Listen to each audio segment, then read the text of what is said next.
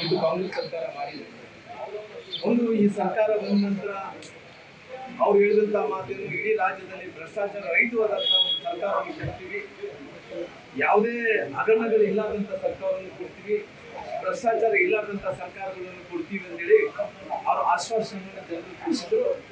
ಇವತ್ತು ಈ ರಾಜ್ಯದಲ್ಲಿ ಒಂದು ಭೂ ಹಗರಣಗಳಾಗಿರ್ಬೋದು, ಭ್ರಷ್ಟಾಚಾರ ಆಗಿರ್ಬೋದು, ಇವತ್ತು ಅನೇಕ ಎಸ್ ನಿಗಮಗಳ ಹಣವನ್ನು ಭ್ರಷ್ಟಾಚಾರ ವಿಚಾರಗಳಾಗಿರ್ಬೋದು, ನಮ್ಮ ಅಧ್ಯಕ್ಷರಾದಂಥ ವಿಜೇಂದ್ರ ಅವರು ಸದನದ ಒಳಗಡೆ ಕೂಡ ಇವತ್ತು ಬಹಳ ಗಟ್ಟಿಯಾಗಿ ಏನು ಹಿಂದುಳಿದಂಥ ಸಮುದಾಯಗಳ ಹಣವನ್ನು ನುಂಗಿರುವಂಥ ವಾಲ್ಮೀಕಿ ಅಭಿವೃದ್ಧಿ ನಿಗಮದ ಹಣವನ್ನು ನುಂಗಿರುವಂಥ ಕಾಂಗ್ರೆಸ್ ಸರ್ಕಾರಕ್ಕೆ ಮುಖ್ಯಮಂತ್ರಿಗಳಂತ ಸಿದ್ದರಾಮಯ್ಯರಿಗೆ ಗಟ್ಟಿ ಧ್ವನಿಯಿಂದ ಎಲ್ಲ ಶಾಸಕರು ಸೇರಿ ನೀವು ಮಾಡಿರೋದೊಂದು ತಪ್ಪು, ಇವತ್ತು ಹಿಂದುಳಿದಂಥ ಸಮುದಾಯಗಳ ವಾಲ್ಮೀಕಿ ಸಮುದಾಯಗಳ ಹಣವನ್ನು ನಿಗಮದಲ್ಲಿ ತಾವು ಭ್ರಷ್ಟಾಚಾರವನ್ನು ಮಾಡಿ ಇವತ್ತು ಪುನಃ ನಾನು ಭ್ರಷ್ಟಾಚಾರ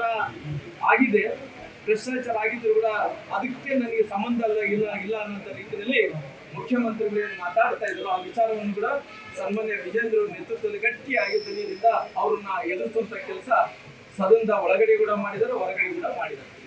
ಇವತ್ತು ಕರೆದಿರುವಂತ ಸಭೆ ನಮ್ಮ JDS ಜನತಾದಳದ ಅಧ್ಯಕ್ಷರು, ಕೇಂದ್ರದ ಮಂತ್ರಿಗಳಾದಂಥ ಸನ್ಮಾನ್ಯ ಕುಮಾರಸ್ವಾಮಿ ಅವರು, ಜೊತೆಲೆ ನಮ್ಮ ರಾಜ್ಯಾಧ್ಯಕ್ಷರಾದಂಥ ಸನ್ಮಾನ್ಯ ವಿಜೇಂದ್ರ ಅವರು, ಜೊತೆಲೆ ಕೇಂದ್ರದ ಮಂತ್ರಿಗಳಂತ ಪ್ರಹ್ಲಾದ್ ಜೋಶಿ ಅವರು, ಯಡಿಯೂರಪ್ಪನವರು, ನಮ್ಮೆಲ್ಲ ವಿರೋಧ ಪಕ್ಷದ ನಾಯಕರು ಅಶೋಕ್ ಕಣ್ಣನವರು, ಚಲವಾದಿ ನಾರಾಯಣಸ್ವಾಮಿ ಅವರು, ಅನೇಕ ಮಂದಿ ಪ್ರಮುಖರೆಲ್ಲರೂ ಕೂಡ ಸೇರಿಕೊಂಡು ಮುಂದಕ್ಕೆ ಇದು ಒಂದು ತಾರೀಖಿಕ ಹಂತಕ್ಕೆ ತಗೊಂಡು ಹೋಗ್ಬೇಕು ಅನ್ನೋ ಕಾರಣದಿಂದ ಅನೇಕ ವಿಚಾರಗಳನ್ನು ಚರ್ಚೆ ಮಾಡ್ತಾ ಇದ್ದಾರೆ.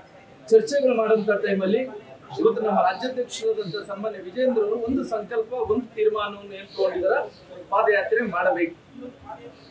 ಈ ಪಾದಯಾತ್ರೆ ಮಾಡಬೇಕು ಅನ್ನೋಂಥ ತೀರ್ಮಾನವನ್ನು ಅವರು ತಗೊಂಡ ನಂತರ ಸನ್ಮಾನ್ಯ ರಾಜ್ಯಾಧ್ಯಕ್ಷರಾದಂಥ ಜಾತ್ಯತೀತ ಅಧ್ಯಕ್ಷರಾದಂಥ ಸನ್ಮಾನ್ಯ ಕುಮಾರಸ್ವಾಮಿ ಅವರು ಕೂಡ ಇವತ್ತು ಕೋರ್ ಕಮಿಟಿಯ ಸದಸ್ಯರ ಜೊತೆ ಚರ್ಚೆಯನ್ನು ಕೂಡ ಮಾಡ್ತಾ ಇದ್ದಾರೆ. ಹಂಗಾಗಿ ಇವತ್ತು ಒಂದು ಮುಂದಿನ ದಿನಗಳಲ್ಲಿ ಅಂದ್ರೆ ಆದಷ್ಟು ಶೀಘ್ರದಲ್ಲೇ ಬೆಂಗಳೂರಿನಿಂದ ಮೈಸೂರು ತನಕ ಪಾದಯಾತ್ರೆ ಹೋಗ್ಬೇಕು. ಮೊದಲನೇ ಫೇಸ್ನ ಈ ಹೋರಾಟ ಏನಂದ್ರೆಗಿನ ಇವತ್ತು ಬೆಂಗಳೂರಿನಿಂದ ಮೈಸೂರು ತನಕ ಪಾದಯಾತ್ರೆಯನ್ನು ಹೋಗಬೇಕು. ಪಾದಯಾತ್ರೆ ಹೋಗುವಂತ ಟೈಮಲ್ಲಿ ಏನೇನು ಮಾಡಬೇಕು, ಇವತ್ತು ನಾವು NDAದಿಂದ ಇಬ್ಬರು ಭಾರತೀಯ ಜನತಾ ಪಾರ್ಟಿ ಮತ್ತು JDS ಪಕ್ಷ ಇಬ್ಬರು ಸೇರ್ಕೊಂಡು ಈ ಹೋರಾಟ ಬೆಂಗಳೂರಿನಿಂದ ಪ್ರಾರಂಭ ಆಗಿ ಮೈಸೂರು ತನಕ ಕೂಡ ತಲುಪಬೇಕು.